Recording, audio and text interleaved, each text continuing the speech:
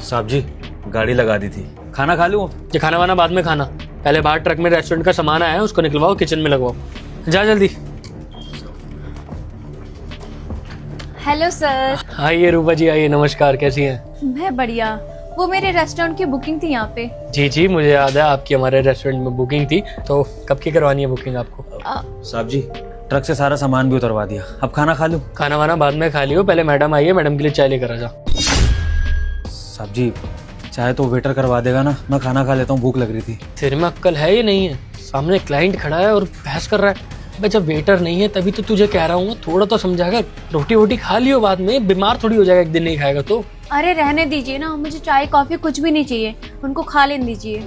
ए रूपा जी, खाने वाने की कोई दिक्कत नहीं है, खाते रहते हैं। आप बताइए क्या लेंगे, चाय लेंगी या कॉफी? काम कर, चाय भी लिया कॉफी भी लिया, अब पी लेंगे, देख लेंगे। चल शाबाश। ठीक है साहब जी, करवा दो। आइए हम बैठ के बात करते हैं, इतना चाय भी आ जाएगी, आइए। जी। तो मैडम जी ये है हमारा रेस्टोरेंट, काफी प्रीमियम लोकेशन है जैसा कि आपको दिख ही रहा होगा, और डेकोरेशन देखिए आप एक बारी, मैं कह रहा हूँ पहली बार देखते इंसान का मन आ जाए। साहब जी ये चाय और कॉफी। कॉफी भी आ गई, चाय भी आ गई, लीजिए लीजिए। साहब जी अब खाना खा लूँ? क्या बंदा है यार, तू खाने के लिए जीता है क्या? खाना खा लूं, खाना खा लूं। काम तो निपटा ले। वो तेरी मालकिन खड़ी है मॉल के बाहर, उसको कैब नहीं मिल रही, तो मेरी गाड़ी लेकर जा, उसको वहां से पिक कर और घर पे ड्रॉप कर, फिर वापस आ यहाँ पे, फिर खाइयो खाना। चाबी मेरे काउंटर पे रखी है, समझ गया? चल फटाफट, काम वाम में ध्यान दो यार। चलो तुम। ठीक है साहब जी। नहीं खाना। हाँ तो मैडम जी मैं क्या कह रहा था, हाँ ये हमारे कैफे का मेन्यू, जो जो चीजें आपको पसंद है आप एक बार चेक कर लो, मैं लिस्ट में ऐड करवा लूंगा, मुझे बता देना। एक सेकंड, एक कॉल आए, मुझे अटेंड करना पड़ेगा।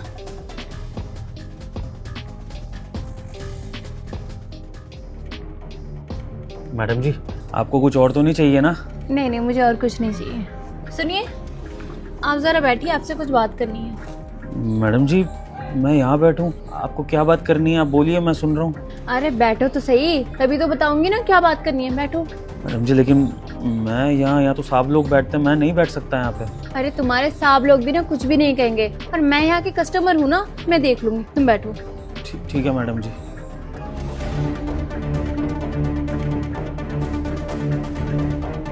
जी मैडम जी बताइए। मुझे एक बात बताओ, जो तुम्हारे सर है तुमसे इतनी बदतमीजी करते हैं, तुम्हें बुरा नहीं लगता? बदतमीजी और मेरे साहब जी? नहीं मैडम जी, साहब जी तो कोई बदतमीजी नहीं करते, मुझे किस बात का बुरा लगेगा? क्या बोल रही हैं आप? अरे कैसी बात कर रहे हो, अभी तो मेरे सामने हुआ, तुम्हें दिखाई नहीं देता क्या?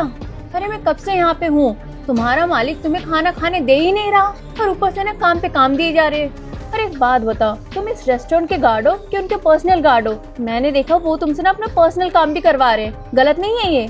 नहीं मैडम जी, आप मेरे साहब जी के बारे में ऐसा कुछ मत बोलिए। आप भले ही इस रेस्टोरेंट की कस्टमर हैं, मेरे साहब जी आपकी बहुत इज्जत करते हैं, लेकिन मैं अपने साहब जी को अपना भगवान मानता हूँ, और उनके लिए मैं कुछ भी उल्टा सीधा नहीं सुन सकता, चाहे फिर वो बोलने वाला इस रेस्टोरेंट का कस्टमर ही क्यों ना हो। आप उनके लिए कुछ मत बोलिए, वो बहुत अच्छे हैं और मैं बहुत खुश हूँ उनके यहाँ काम करके। अरे बड़े अजीब इंसान हो, तुम्हारा मालिक तुमसे इतने बदतमीजी करे जा रहे हैं, अपने पर्सनल काम कराए जा रहा है, ऊपर से खाना खाने भी नहीं दे रहा। कौन सा तुम्हारे नाम पे प्रॉपर्टी कर दी जो इतने साइड ले रहे हो अपने मालिक के? मैडम जी मेरे साहब जी ने जायदाद तो नाम नहीं करी है मेरे, लेकिन उससे कुछ कम भी नहीं करा है। मेरी बहन की शादी करवाई है उन्होंने।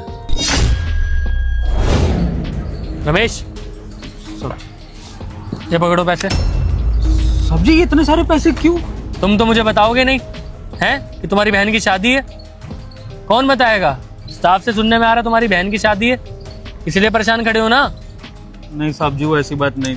सब समझता हूँ, ये पैसे रखो, बहन की शादी करवाओ अच्छे से, और पैसों की जरूरत हो बता देना, ठीक है?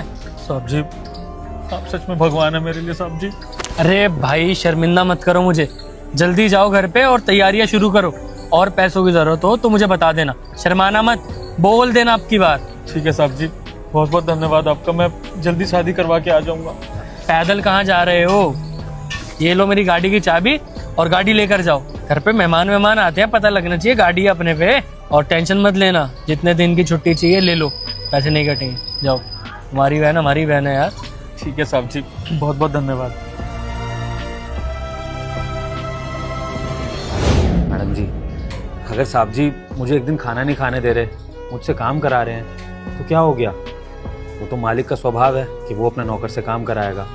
और अगर नौकर काम करने की तनख्वाह ले रहा है और काम कर भी रहा है तो क्या दिक्कत हो गई? मैडम जी, जब हमें ज़रूरत होती है ना उनकी, तो वो हमारे लिए खड़े होते हैं। तो अगर उन्हें हमारी ज़रूरत है और अगर हम उनके लिए बिना खाना खाए खड़े भी हुए हैं तो क्या हो गया?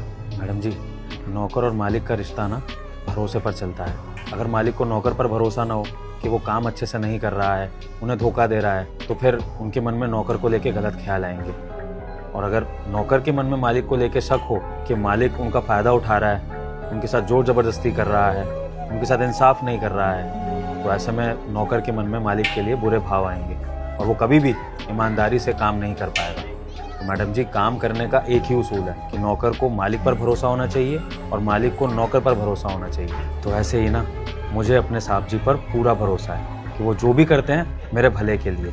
अगर वो मेरे पे एक आध दिन सख्ती रखते हैं ना, तो उसमें भी मेरा ही तो फायदा है। मुझे ऐसा लगता है कि मैं और मजबूत बन रहा हूँ, ताकि कल को वो ना हो तो उनके पीछे से मैं उनके काम को और अच्छे से संभाल लूँ, जैसे मैं अपना परिवार संभालता हूँ। और कल को मुझे अगर कोई दिक्कत परेशानी हो तो मुझे पता है कि मेरे साहब जी मेरे लिए खड़े हैं। तो मैडम जी, अब आप मेरे साहब जी को ना गलत मत समझिएगा। वो भले ही सख्त ज़रूर है, लेकिन अपने काम को लेके ईमानदार और बहुत ही गंभीर है, जो कि हर मालिक को होना ही चाहिए। और मैं उनके लिए वफादार हूँ, जो कि हर नौकर को अपने मालिक के लिए होना चाहिए। ऐसे एक बात बोलूं, तुम्हारा मालिक ना बहुत ज़्यादा लकी है, क्योंकि तुम जैसा वफादार इंसान मिला है। आपको कुछ और चाहिए हो ना तो बता देना। आज वेटर लोग तो नहीं है, तो मैं ही आपकी सेवा करूँ। ठीक है जी? ठीक है, थैंक यू।